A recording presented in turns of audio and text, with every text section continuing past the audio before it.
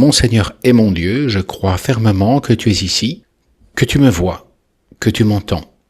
Je t'adore avec profonde révérence, je te demande le pardon de mes péchés et la grâce de faire avec profit ce moment de prière. Viens, Esprit Saint, allumons-nous le feu de ton amour. Ma Mère Immaculée, Saint Joseph, mon Père et Seigneur, mon ange gardien, intercédez pour moi. Nous approchons petit à petit de la fête de la Pentecôte, la venue de l'Esprit Saint sur la Vierge Marie, sur les apôtres, sur beaucoup de chrétiens qui se trouvaient là, à Jérusalem, après le départ du Christ au ciel. Jésus leur avait dit de ne pas partir en mission dans le monde avant d'avoir reçu une force spéciale qu'il enverrait de la part de son Père pour diffuser son message de salut, de charité, de paix et de joie dans le monde entier. Et l'évangile d'aujourd'hui nous montre comment Jésus a préparé Pierre pour cette mission. Un peu avant de monter au ciel, il était en Galilée, et il leur a donné d'avoir une pêche miraculeuse, et puis ils ont pris le petit déjeuner sur la plage, et finalement, Jésus va prendre Pierre à part pour lui parler de ce qu'il attend de lui dans le futur. Jésus demande à Pierre, en l'appelant par son nom, Simon, fils de Jean, « M'aimes-tu plus que cela ?» L'évangile de Jean est écrit en grec et emploie le mot agapé, qui veut dire amour désintéressé, inconditionnel. On aime dans l'amour d'agapé la justice, la vérité. On peut donner sa vie pour la vérité ou pour la justice. En fait, Benoît XVI en parle dans l'encyclique « Dieu est amour, charité ». Et il distingue là entre 4 types d'amour: Eros, Storgé, Agapé, Philia. Dans sa question à Pierre, Jésus dit « Agapasme, est-ce que tu m'aimes d'un amour désintéressé, inconditionnel, comme le mien, comme celui que Dieu a ?» C'est-à-dire qu'il n'est pas un amour qui recherche une propre jouissance, mais qui est capable de se donner et de donner sa vie totalement, comme Jésus l'a fait.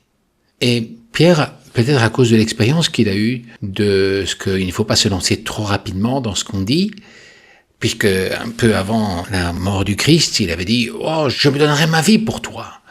Le Christ lui avait répondu « Tu donnerais ta vie, mais avant que le coq ne chante demain matin, eh bien tu m'auras renié 3 fois ». Et maintenant, Pierre n'ose pas employer le même terme que Jésus. Il répond par « philo ». Je t'aime bien, Seigneur, tu sais bien que je t'aime bien. Ah, comme notre amour peut être faible parfois, et décevant par rapport à ce que Dieu attend de notre amour, de ton amour aussi.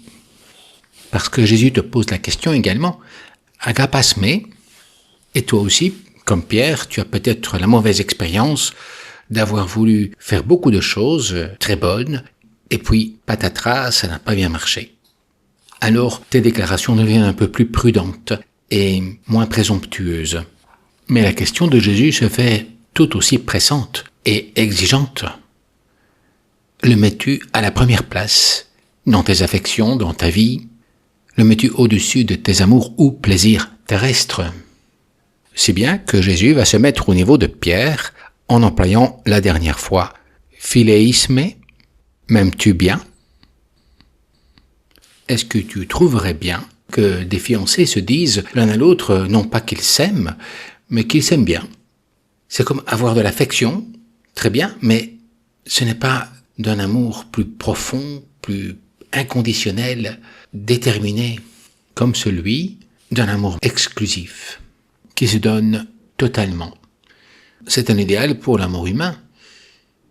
Mais dans le cas de l'amour divin, c'est plus profond, surnaturel, éternel, et même irréalisable sans une aide spéciale de Dieu lui-même. Et cette aide, en fait, c'est l'Esprit Saint qui te la donnera. Les vertus théologales et les dons qu'il apporte dans l'âme de ceux qui l'accueillent avec joie. Je parlais il y a quelques jours avec 2 personnes qui vont faire la confirmation le jour de la Pentecôte, dimanche prochain. En parlant avec l'un d'eux, il me demandait un peu ce qu'étaient les dons et les fruits de l'Esprit Saint.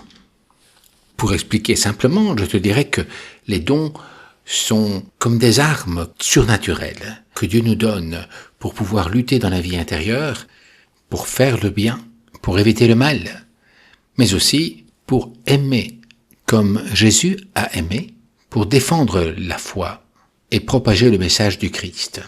Et les fruits, tu vas me dire, eh bien les fruits sont justement les fruits que tu récoltes après avoir utilisé ces dons, mais avec l'Esprit Saint en toi. Ce qui fait que les fruits ne sont pas simplement les fruits de ton action, mais aussi les fruits de l'action de l'Esprit Saint à travers toi. Des fruits qui ont une valeur naturelle et surnaturelle. Lorsque tu laisses l'Esprit Saint agir, lorsque tu collabores avec l'Esprit Saint en toi, et ces fruits sont la charité, la joie, la paix, la patience avec les autres personnes, etc.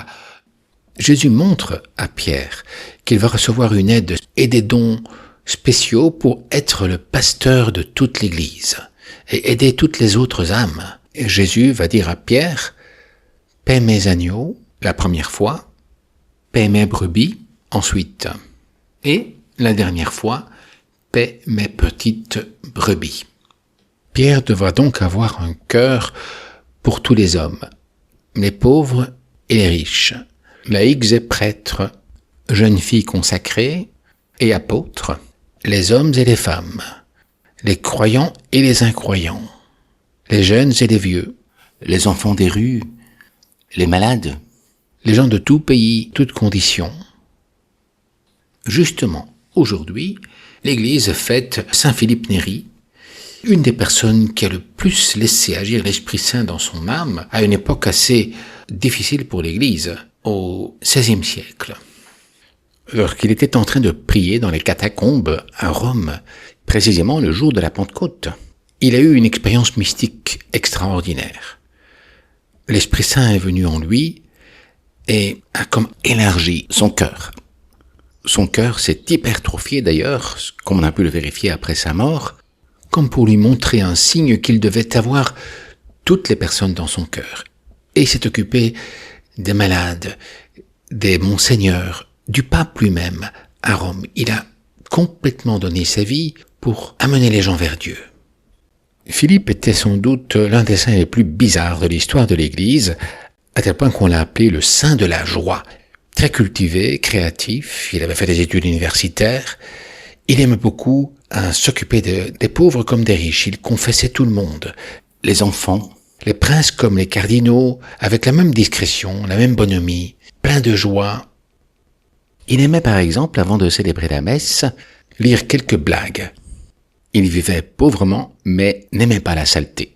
Et il aimait aussi vivre en plein air, se sentir plus en contact avec Dieu et les créatures, et passer des heures à observer le paysage romain depuis sa terrasse à San Girolamo della Carità. Il avait un chaton, un chien. Il nourrissait des oiseaux qui venaient le retrouver chaque matin et lui servaient alors de réveil matin avec leurs petits gazouillis joyeux. Il amenait les enfants des rues à venir chanter dans les chorales de nouveaux chants, à mettre en musique les psaumes, les hymnes, et puis également à leur donner une éducation chrétienne très joyeuse. Il aimait beaucoup les blagues et les histoires rigolotes. Il organisait des excursions pour visiter les 7 basiliques romaines, avec à l'appui pique-niques, des danses et des chants.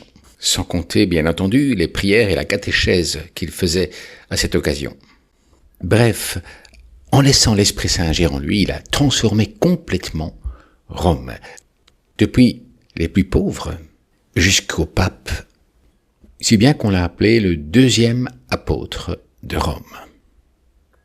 Lorsqu'on laisse venir l'Esprit Saint en nous, il apporte la paix, parce qu'il nous fait connaître la grande miséricorde de Dieu qui nous comprend tous, qui nous aime tous, comme ses enfants, qui pardonne, qui donne une joie que rien ne peut enlever. On voit là, bien entendu, Saint Philippe Néri, mais aussi Saint José Maria, qui diffusait la joie d'être fils de Dieu et de travailler avec Dieu et pour Dieu. Mais aussi comme la Vierge Marie, qui a explosé de joie comme on le voit dans le Magnificat. « Mon âme exulte le Seigneur », disait-elle.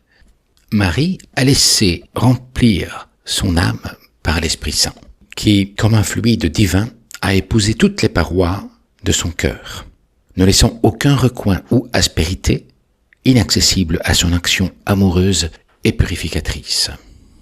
Et toi, veux-tu aussi être joyeux dans ta vie, comme Saint Philippe Néri, Saint José Maria, Sainte Marie? Laisse-toi guider par l'Esprit Saint. Je te remercie, mon Dieu, des bonnes résolutions, des actes d'amour et des inspirations que Dieu m'a communiquées dans cette méditation.